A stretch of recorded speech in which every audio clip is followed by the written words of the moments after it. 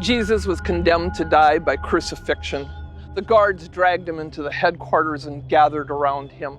They twisted thorns into a crown and they forced it down upon his head. They tore his clothes and put a scarlet cloak upon his shoulders, and then they mocked him. "Hail, King of the Jews!" They beat him, they slapped him, they spit upon him, and then they led him away to be crucified. Along the way, they grabbed a man, Simon of Cyrene, and they forced him to help carry the cross part of the way. Large crowds of people were following, mourning and weeping. Jesus turned to them and said, "Daughters of Jerusalem, don't weep for me.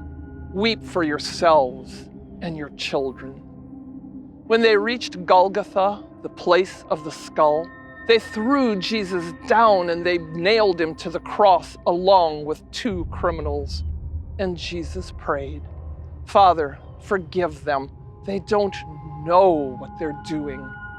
The soldiers divided Jesus' clothes among themselves, but when they saw that his tunic was woven in one seamless piece, they cast lots for that. It was 9 o'clock in the morning and people were gathered around watching all of this.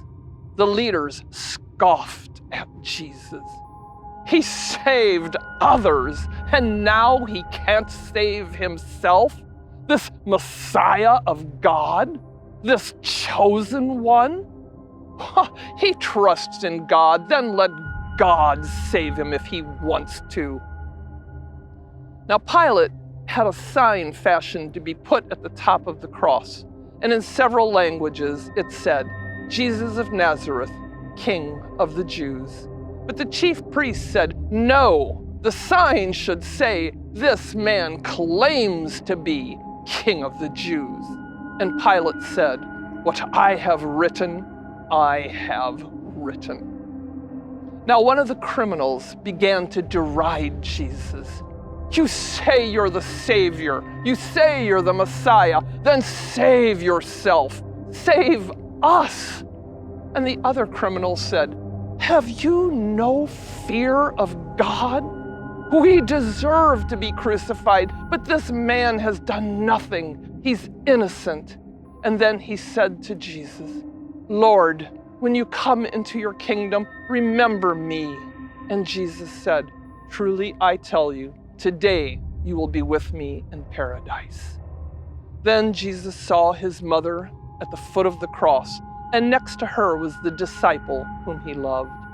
To his mother he said, "Behold your son." And to the disciple, "Behold your mother." And from that hour forward, the disciple took Mary into his home. At noon, a darkness covered all the land. And at 3 o'clock, Jesus called out, my God, why have you forsaken me?" And then later, "I thirst." Now the guards had a jug of sour wine standing there, and a man took a sponge and he soaked it in the wine. He put it upon the reed of a hyssop plant, and when he went to lift it up to Jesus' lips, no one stopped him. After tasting the sour vinegar, Jesus then pushed himself up to get one last breath, and he called out, "It is finished." His body eased back down, his head fell upon his chest, and Jesus died. The entire earth began to quake, and boulders split, and the curtain in the temple split from the top to the bottom, and the guards quaked in fear at what they were seeing. They looked at Jesus and said, "Truly, this man was the Son of God." Now, because it was preparation day, and the Jewish people did not want any bodies on the crosses for the Sabbath, they went to Pilate and they said, May you have someone break the legs of the men that they will die and their bodies then taken down." And Pilate agreed to this. The guards went out, and first they broke the legs of the two criminals. But when they came to Jesus, they saw that he was already dead. So one of the soldiers took his spear and he pierced Jesus' side, and blood and water came out. And this fulfilled the prophecy that none of his bones will be broken, and they will look upon the one whom they have pierced.